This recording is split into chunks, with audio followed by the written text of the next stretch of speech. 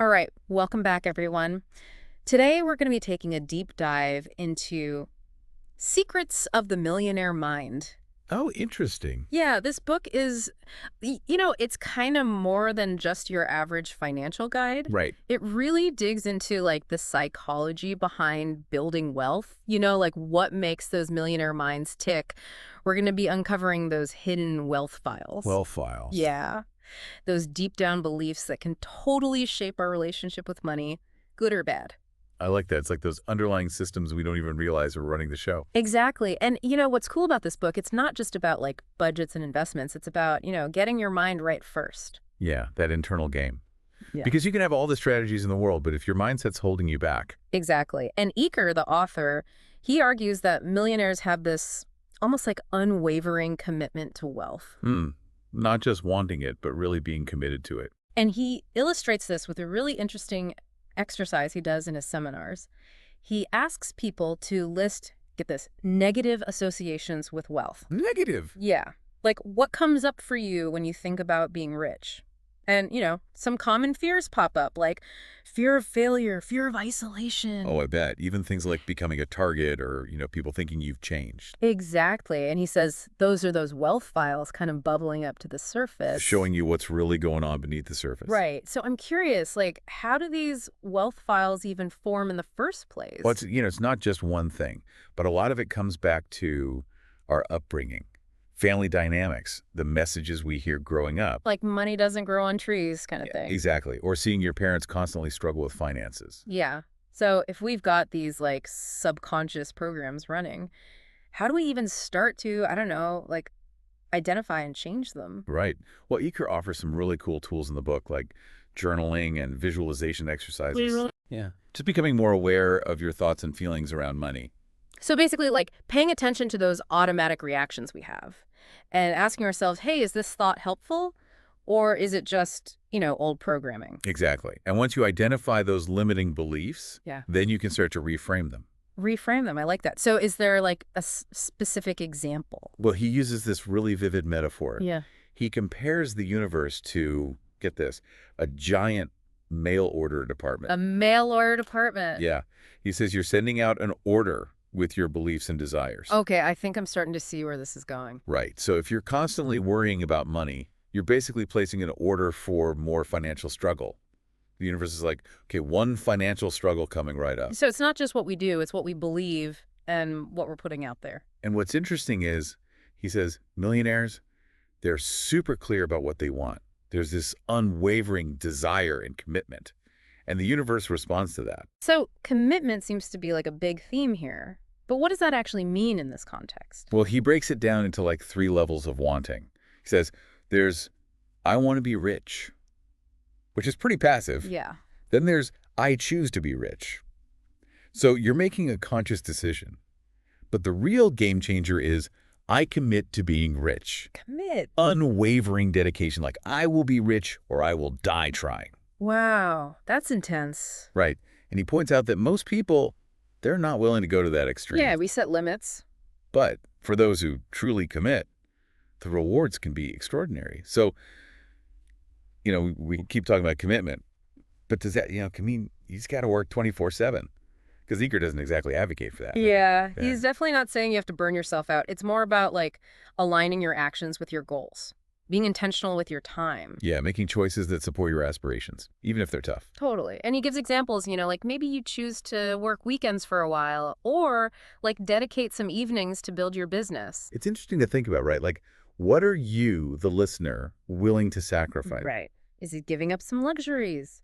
Putting in extra time to learn new skills? Or maybe even, changing up your social circle a bit. Because he talks a lot about the company you keep. Oh, yeah, the whole you're the average of the 5 people you spend the most time with thing. Right. If you want to think like a millionaire, surround yourself with millionaires. Not literally, of course, but you know what I mean. Totally. But it's not just about modeling success, right? Yeah. Eker also gets into the whole, like, managing your thoughts and emotions thing. Yeah, because those can really sabotage you. He doesn't just say, think positive, though.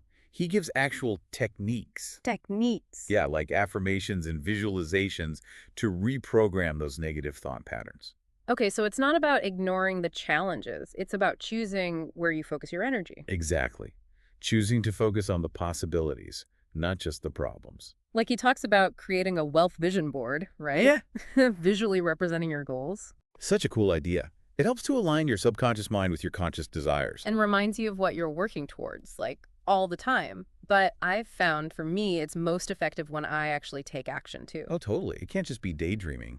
And that's where Eker talks about inspired action, like being ready to seize those opportunities. It's like a dance between like intention and action. The universe is presenting these opportunities, but you got to be ready to take them. Hmm, I like that. It's not about waiting passively. It's about being a co-creator. Ah. And speaking of creating and collaborating, he also talks a lot about giving back. Yeah, I love that part. It's not just about taking. Generosity attracts abundance. And it doesn't have to be just money, right? It can be your time, your skills, even just simple acts of kindness. Totally. Creating a cycle of abundance. Okay, so we've talked about aligning your actions, managing your thoughts, the importance of your network, and giving back. What's the, big takeaway for our listeners? I think the biggest thing is taking ownership of your financial journey. It's not about luck or waiting for someone to hand you success. Right. It's about recognizing you have the power to create your own financial reality. And it's not just about the numbers, right? It's about personal growth, contribution, living a fulfilling life. A holistic approach. So, as we dive deeper into Ecker's strategies, let's talk about how millionaires actually manage their money. What are those specific habits they cultivate? Stay tuned to find out. All right, so we've covered a lot of ground: mindset, commitment, who you hang out with. But let's get down to brass tacks. Like, how do millionaires actually handle their money? Do they have like secret systems or something? Well, Ecker lays out a bunch of financial habits that really set the wealthy apart.